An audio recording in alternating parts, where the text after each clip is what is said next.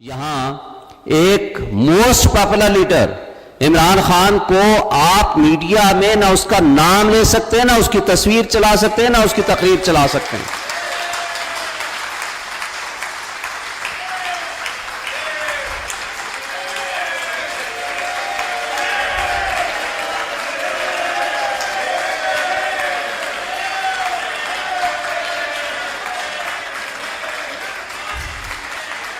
आज भी तमाम गैलप सर्वे ये कहते हैं मुख्तलिफ, कोई उसको पॉपुलैरिटी में 70% रखता है, कोई 80% रखता है, और लेटेस्ट सर्वे जो आया है वर्ल्ड टाइम का, उनके बकौल 97% पॉपुलैरिटी इमरान खान साहब की है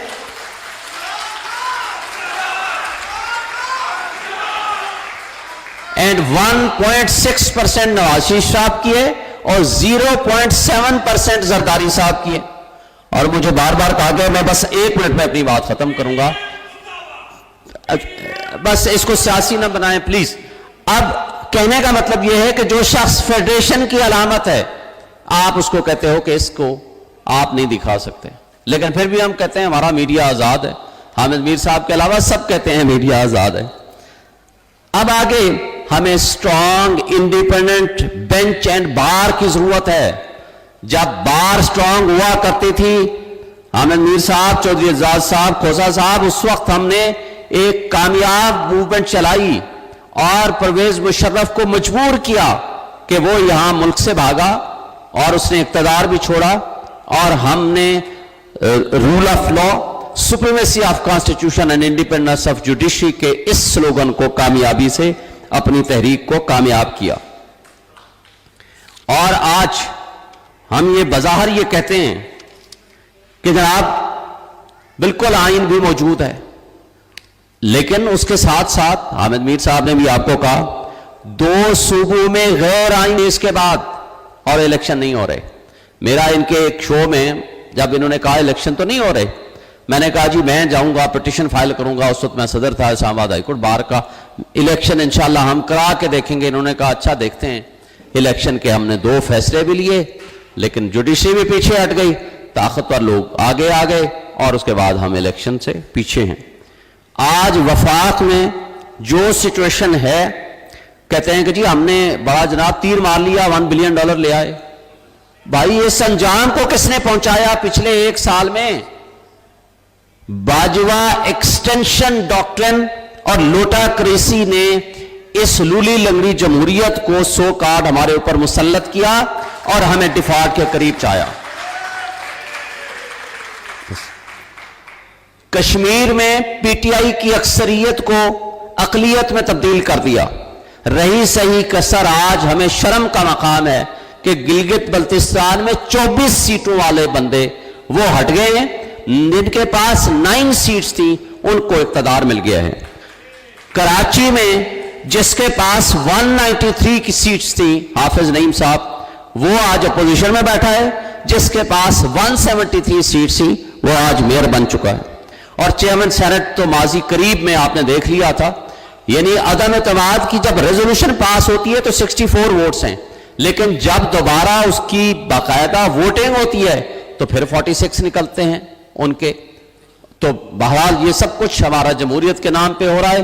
जमहूरियत आज की बदतरीन इंतकाम है मगर आवाम से, लेकिन आज बाजार जमहूरियत है और कहा जाता है कि जमहूरियत बेहतरीन इंतकाम है, लेकिन मैं ये कहता हूं कि आज की जमहूरियत बेहतरीन इंतकाम है, लेकिन आवाम से बेहतरीन इंतकाम है।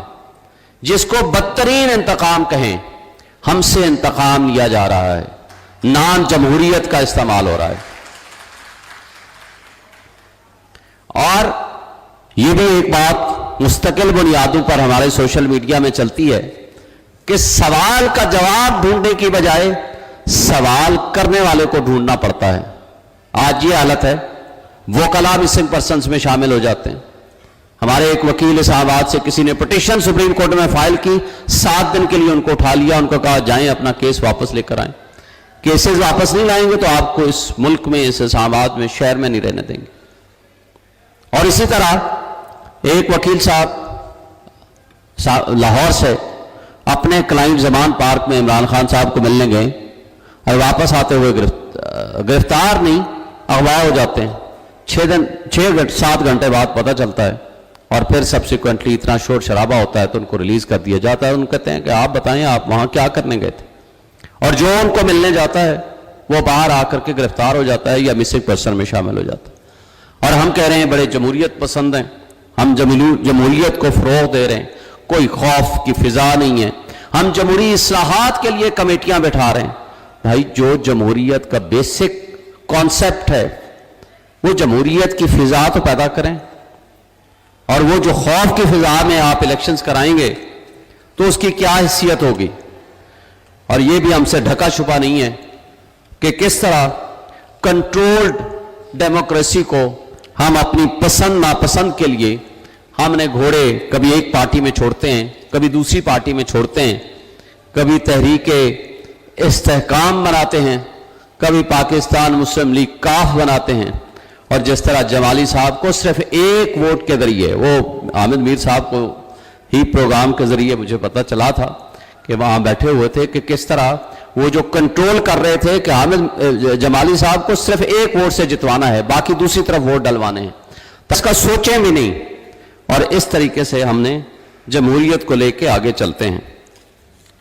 اسی طرح آج اگر آپ دیکھیں تو میں کہتا ہوں کہ اس کیفیت میں ہمارے لیے سب سے بنیادی چیز یہ ہے کہ ہمیں انڈیپینڈنٹ سوچ کی فضا کو قائم کرنا ہے، تاکہ کوئی شخص سوچے، ادارے سوچیں، بیٹھیں، تھنک اینڈ ری تھنک کریں، تاکہ اس کے نتیجے میں کوئی اچھی پروپوزل، کوئی گڈ گورننس کی کوئی بات ہم آگے ملک کے اداروں کو بہتر کر سکیں۔